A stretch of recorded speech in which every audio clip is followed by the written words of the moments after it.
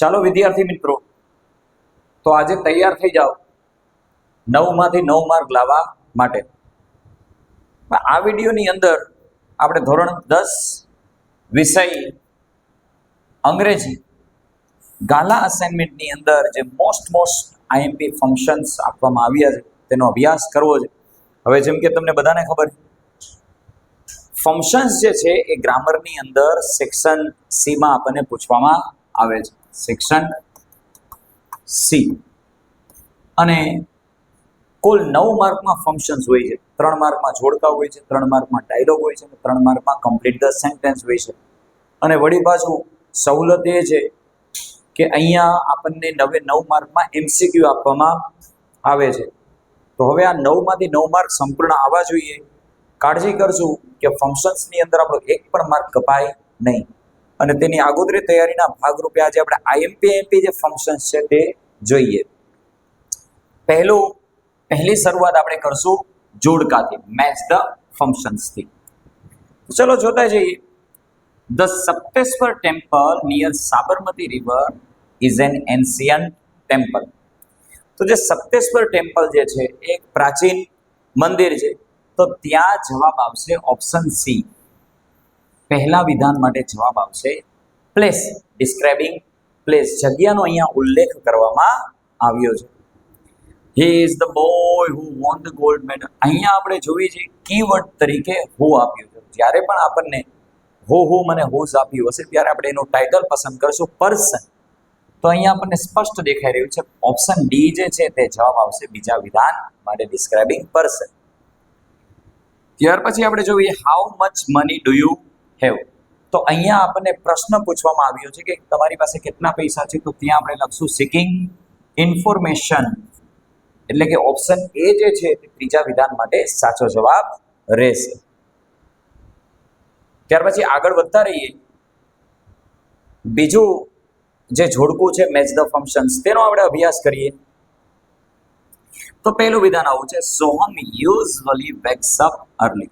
હવે આપણને અહીંયા યુઝવલી આપ્યું છે અને અહીંયા અર્લી પણ આપ્યું છે, તેથી ત્યાં જવાબ આપણે પસંદ કરશું એક્શન આવશે પહેલા વિધાન માટે.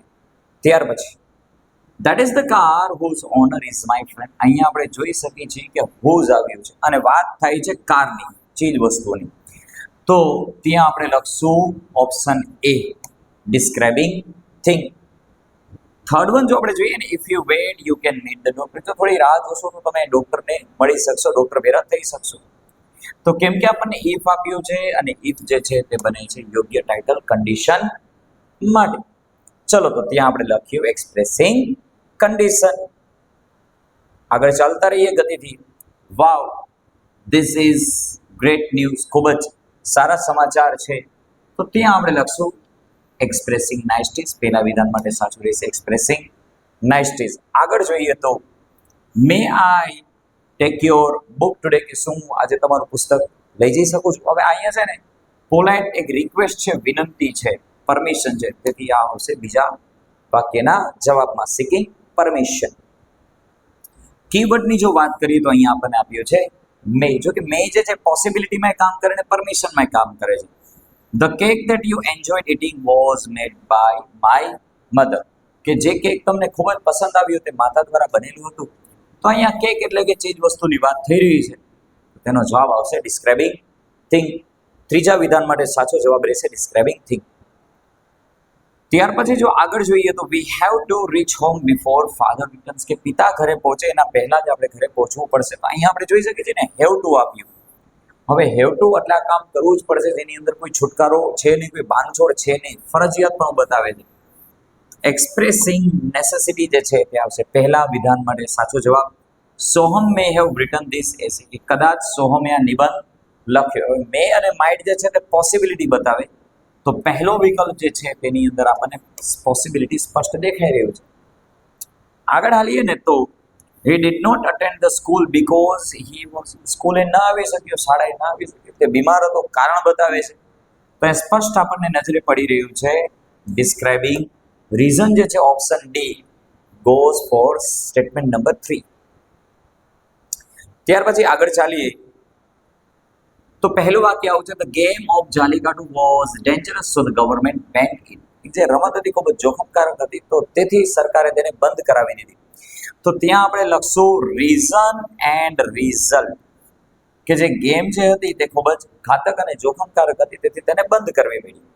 બીજું છે you oat to speak truth, તમારે સાચું બોલવું જોઈએ.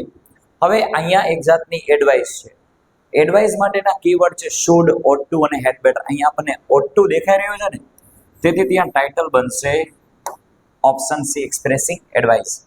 આગળ ચાલીએ તો Aman will not attend the party, તે પાર્ટીમાં નહીં આવે, એટલે આ ફ્યુચર ઇવેન્ટ છે, તો ત્યાં આપણે લખશું થર્ડ વન સ્ટેટમેન્ટ. ત્રીજા વાક્યની અંદર આવે છે describing future. Okay students, so till now we have studied match the functions. અત્યાર સુધી આપણે અભ્યાસ જે કર્યો તે હતા match the functions. Now we are going to study complete the dialogue. તો જે અધૂરા સંવાદ હોય છે ને એને આપણે પૂરા કરવાના છે. સૂચના આવી હોય છે choose and write appropriate responses to complete conversation focusing functions in the bracket.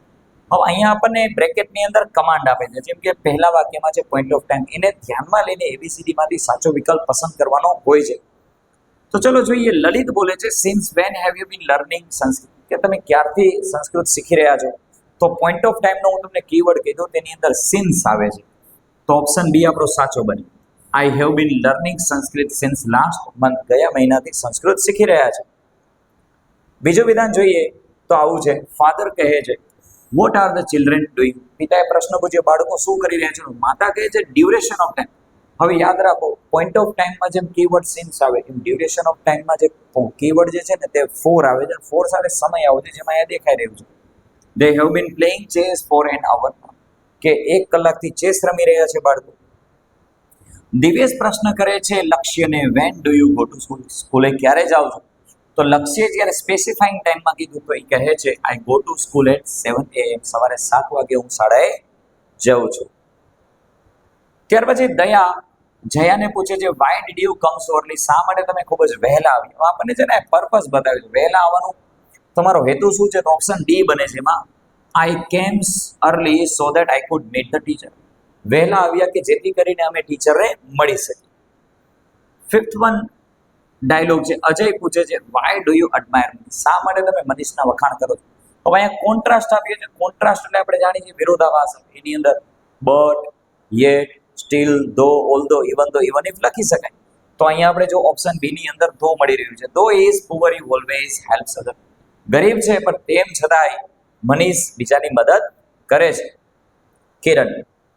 કિરણ કહે છે યુ લુક ટેન્સ, તમે ખૂબ જ ચિંતામાં દેખાઈ રહ્યા છો. તો નેસેસિટીમાં આપણે ફરજિયાત પણ જોઈએ, હેવ ટુ પણ ચાલે અને મસ્ટ પણ ચાલે.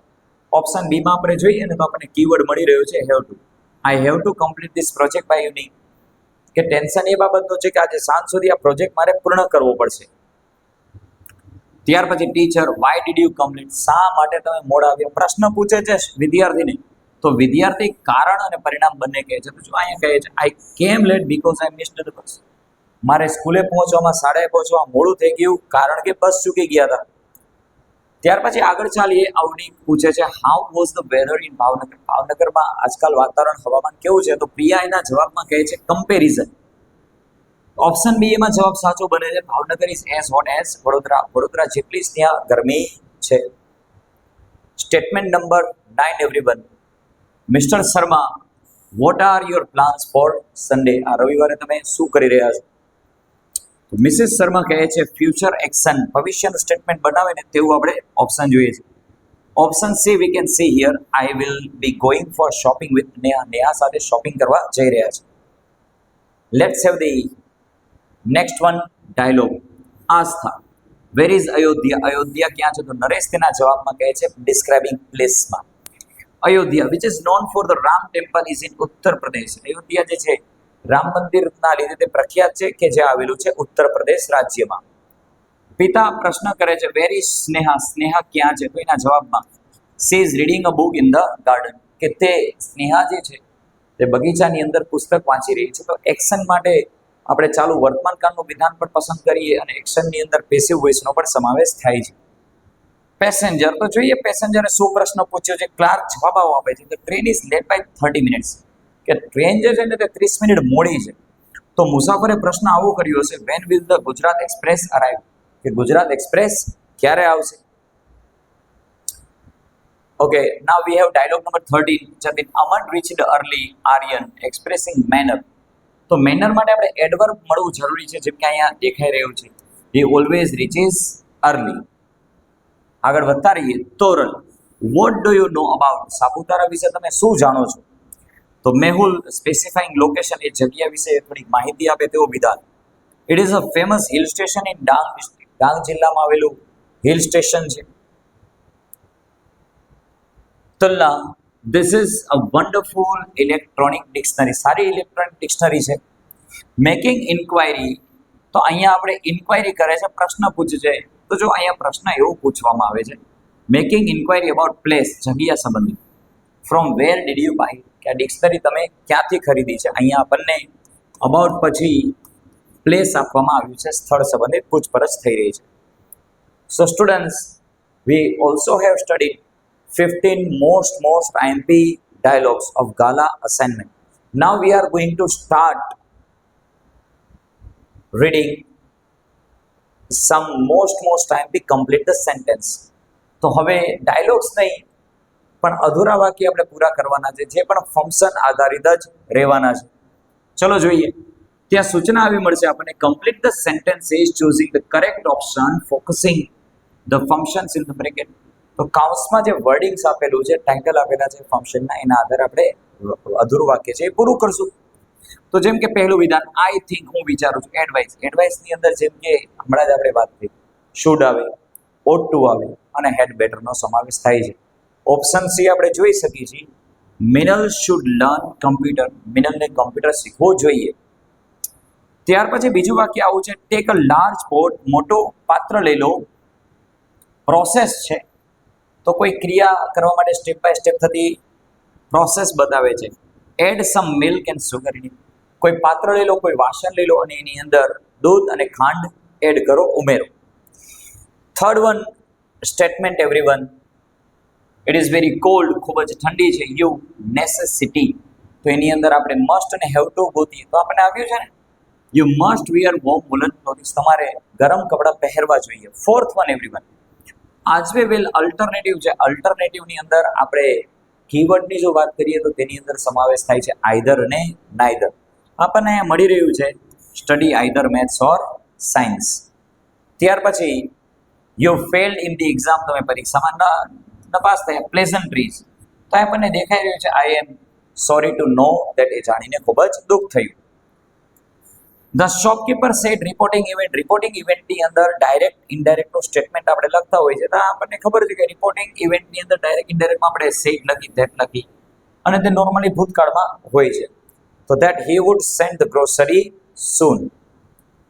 7મા નંબરનું વિધાન, mister Sharma is describing person, એ વ્યક્તિ વિશે માહિતી મળે તેવો વિકલ્પ. Is the person the man who has completed the project successfully, એ વ્યક્તિ છે કે જેને પ્રોજેક્ટ સફળતાપૂર્વક પૂર્ણ કર્યું છે. ત્યાર પછી 8મું જે સ્ટેટમેન્ટ છે, I went to meet him, હું તેને મળવા માટે ગયો. પર્પઝ, તો હેતુ શું હતો તેમને મળવાનો? સો that I food show him my project, મારો પ્રોજેક્ટ તેમને બતાવી શકું, તેથી હું તેમને મળવા માટે ગયો હતો. ત્યાર પછી ધ સ્કૂલ સ્પેસિફાઈંગ લોકેશન, તો આપણને દેખાઈ રહ્યું છે જગ્યા બતાવવાની છે. The school is near the town hall, town હોલના નજીક સ્કૂલ આવેલી છે. 10th one statement, everyone, have the patience been waiting, duration of time, તો ત્યાં આપણે જરૂર પડે છે ફોર સાથે સમયની, જે આપણને ઓપ્શન ડી ની અંદર દેખાઈ રહ્યું છે. For how long have the patience been waiting, કેટલા સમયથી દર્દીઓ રાહ જોઈ રહ્યા છે. Vineet will go, specifying time, Vineet જશે. ટાઈમ માટે આપણને આપી રહ્યું છે હોમ એટ 7 PM, 7 વાગે વિનીત જશે. આગળ વધતા રહીએ. Sheetal has been point of ટાઈમની અંદર આપણે જરૂર છે સિન્સ સાથે આપવામાં આવેલા સમયની, તો ત્યાં આપણને મળી રહ્યું છે staying with us since 2020. Next everyone, number 13, you won the match, તમે મેચ જીતી ગયા. જ્યારે કોઈ વ્યક્તિ જીતી જાય છે તો આપણે તેને અભિનંદન પાઠવશું, તો આપણને સ્પષ્ટ દેખાઈ રહ્યું છે પ્લેઝન્ટ્રીઝ માટે પસંદ કરશું કોંગ્રેચ્યુલેશન્સ. આગળ ચાલતા રહીએ. મનન પ્લેડ વેલ, મનન ખૂબ જ સારું રમે છે. શોવિંગ કોન્ટ્રાસ્ટ, તો કોન્ટ્રાસ્ટ આપણે બટ મળવું જોઈએ, ઓપ્શન ડી માં દેખાઈ રહ્યું છે, but he was not selected for the final match. Manan રમે છે સારું, પણ અંતિમ ફાઇનલ મેચમાં તેની પસંદગી નથી થતી. અવર ક્લાસીસ સ્પેસિફાઈંગ ટાઈમ ની અંદર આપણે સમયનું સૂચન કરે તેવો વિકલ્પ જોઈએ તો આપણને દેખાઈ રહ્યું છે our classes will begin from next week. આવતા અઠવાડિયાથી વર્ગ ક્લાસીસ શરૂ થઈ જશે.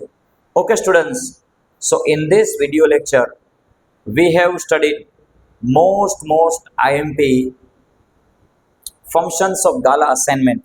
ગાલા અસાઇનમેન્ટની અંદર આપવામાં આવેલા મોસ્ટ IMP જે ફંક્શન્સ હતા પૂરેપૂરા 9 માર્ક, જેની અંદર match the function, complete the dialog અને કમ્પ્લીટ ધ સેન્ટેન્સ જે છે તેનો આજે આપણે મહાવરો એક્સરસાઇઝ અભ્યાસ કર્યો.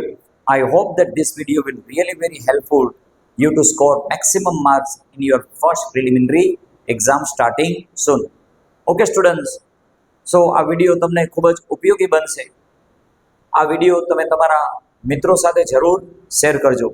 We will back with a new interesting and most IMP video lecture. Till then everyone, you just take care.